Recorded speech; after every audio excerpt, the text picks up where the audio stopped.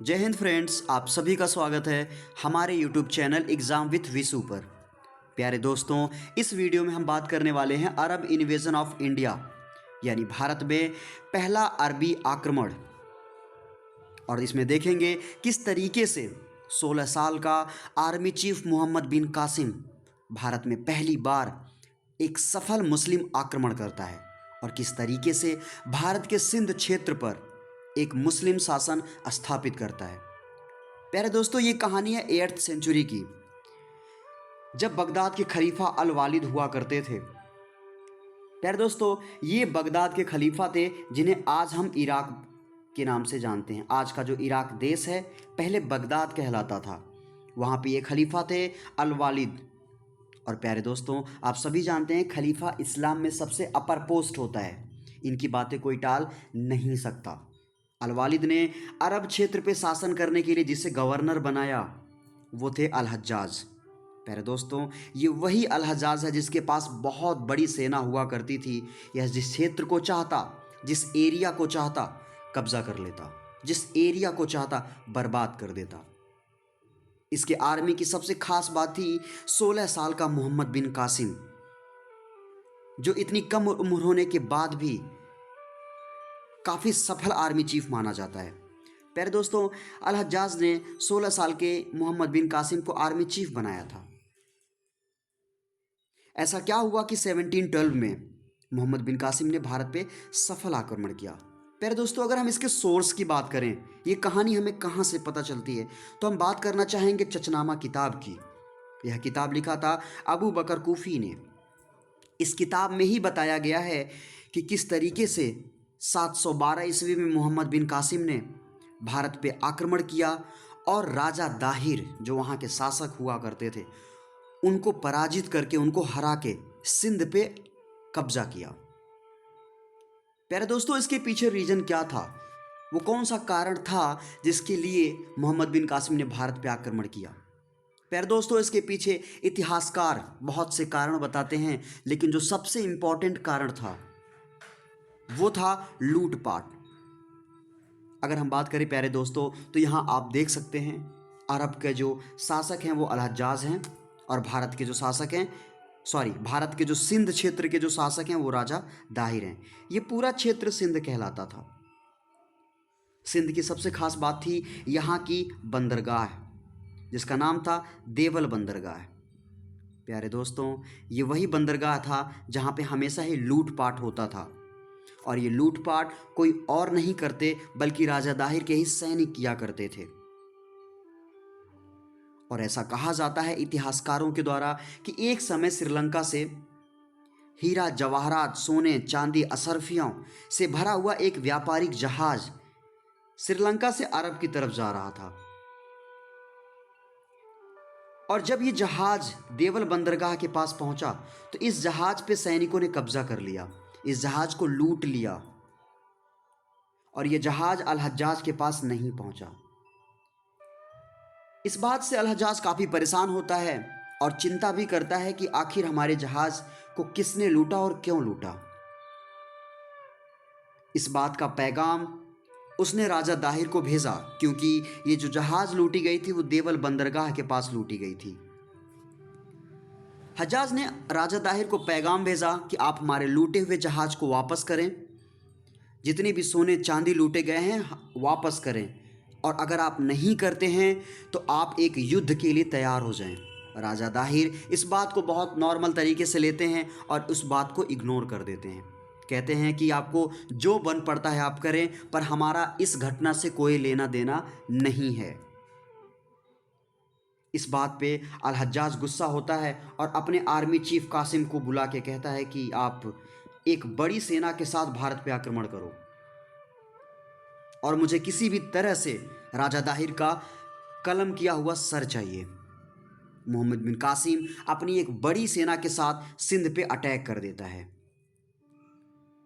प्यारे दोस्तों, इस सिंध क्षेत्र पे अटैक किया, और ऐसा कहा जाता है कि ये बहुत ही भयानक बैटल था। इस बैटल में राजा दाहिर के सर को कलम कर दिया गया। इस बैटल को हम कहते हैं द बैटल ऑफ अरोर। आप यहाँ देख सकते हैं द बैटल ऑफ अरोर। इसमें राजा दाहिर को हरा दिया गया। और इनके सर को कलम कर दिया गया। लेकिन बात यहीं तक नहीं थी। इस सिंध क्षेत्र पे कब्जा किया गया, राजा दाहिर के सर को कलम कर दिया गया, लेकिन इनके दोनों बेटियों को, एक का नाम था सूर्या और एक का नाम था परिमल, जो बहुत ही खूबसूरत हुआ करती थी। मोहम्मद बिन कासिम ने इन दोनों को बंधक बना लिया और बंधक बना करके अरब लौट गया। अरब लौटने के बाद कासिम ने इन दोनों लड़कियों को खलीफा को भेजा, क्योंकि खलीफा के 2 ही लड़के हुआ करते थे उस समय। गिफ्ट के तौर पे इन दोनों लड़कियों को कासिम ने खलीफा को दे दिया। पर प्यारे दोस्तों, हम आगे इस पे बात करेंगे किस तरीके से इन लड़कियों ने आइडिया लगाया, षड्यंत्र किया और कासिम को मौत की सज़ा दिलवाई। फिलहाल हम चलते हैं आगे की कहानी पे। मोहम्मद बिन कासिम अरब में इन लड़कियों को बंधक बना के वापस सिंध में आता है, और सिंध क्षेत्र पे जब ये आया तो इसने सिंध के लोगों के लिए 2 शर्तें रखी। वो 2 शर्तें कौन कौन सी थी? पहली शर्तें थी कि या तो आप लोग इस्लाम धर्म एक्सेप्ट कर लें, यानी आप या तो मुस्लिम बन जाएं, और अगर आप मुस्लिम नहीं बनना चाहते हैं तो आपके पास एक और ऑप्शन है, जजिया। आप हमें क्या देंगे? जजिया टैक्स देंगे। जजिया टैक्स क्या था? कि अगर आप एक नॉन मुस्लिम्स हैं तो आप एक हमें पैसे देंगे, जजिया टैक्स। पर प्यारे दोस्तों, और अगर आपने इस टैक्स को नहीं दिया तो आपको इस्लाम धर्म एक्सेप्ट करना पड़ेगा। पर प्यारे दोस्तों, इस जजिया टैक्स में कुछ लोगों को छूट दी गई थी, जैसे ब्राह्मण, जो ब्राह्मण वर्ग होता है, जो विद्वान होते हैं वो ब्राह्मण। दूसरा, विधवा औरतों को, जो विधवा हो गई थी। तीसरा, अगर कोई इंसान विकलांग है। और चौथा, बच्चों को। ये टैक्स इनको नहीं देना था, बाकी सभी नॉन मुस्लिम्स को ये टैक्स देना था। पर प्यारे दोस्तों, हम ये नहीं कह सकते कि कासिम ने गलत काम ही किया। प्यारे दोस्तों, बहुत से अच्छे ऐसे काम थे जिसको कासिम ने सिंध क्षेत्र में किया और उसको उपलब्धियां भी मानी जाती हैं। प्यारे दोस्तों, इम्पॉर्टेंट काम की बात करें तो कासिम ने बहुत से अच्छे काम किए थे सिंध क्षेत्र में। पहला, इसने अरबी घोड़ों को पालने की प्रथा शुरू की। अब सिंध क्षेत्र में अरबी घोड़े पाले जाने लगे, ऊंट पाले जाने लगी, एनिमल हस्बेंड्री होने लगा। खजूर की खेती इसने शुरू करवा दी, और पहली बार भारत के अंदर सोने के सिक्के चलवाए गए एक मुस्लिम राजा के द्वारा। इसके पहले किसी मुस्लिम में, जाहिर सी बात है, किसी मुस्लिम ने रूल किया ही नहीं था इसके पहले।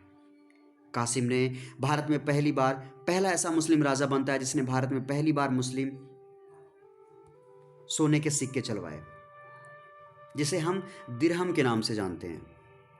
तो ये 4-5 कासिम की उपलब्धियां थी। लेकिन प्यारे दोस्तों, इतना अच्छा काम करने के बाद भी ऐसा क्या हुआ कि मोहम्मद कासिम को सबसे खतरनाक मौत दिया गया? ऐसा कहा जाता है, इतिहासकार बताते हैं कि इसके मौत के पीछे कई सारे कारण थे, पर जो सबसे इम्पोर्टेंट कारण माना जाता है वो था षड्यंत्र। सबसे खतरनाक इसकी डेथ मानी जाती है। आपने पीछे देखा कि किस तरीके से इसने सूर्या और परिमल, 2 लड़कियों को खलीफा को गिफ्ट करता है। पर इन लड़कियों ने सोचा कि कासिम ने हमारे पिता की हत्या कर दी है, हम इसका बदला कैसे लें। इन्होंने आइडिया लगाया कि क्यों ना हम कुछ षड्यंत्र करें, और ये खलीफा से जाके कहती हैं कि आप भले ही हमारे साथ कोई संबंध बना लें, पर इसके पहले कासिम ने हमारे साथ संबंध बना लिया है। कासिम ने हमारी इज्जत लूट ली थी। इस बात से खलीफा बहुत गुस्से में आता है और उसने तुरंत ही ऑर्डर दिया कि कासिम को अरब बुलाया जाए। ये समय था 1750। मोहम्मद कासिम को अरब बुलाया गया और खलीफा ने आदेश दिया कि कासिम को बैल की चमड़ी में पैक किया जाए।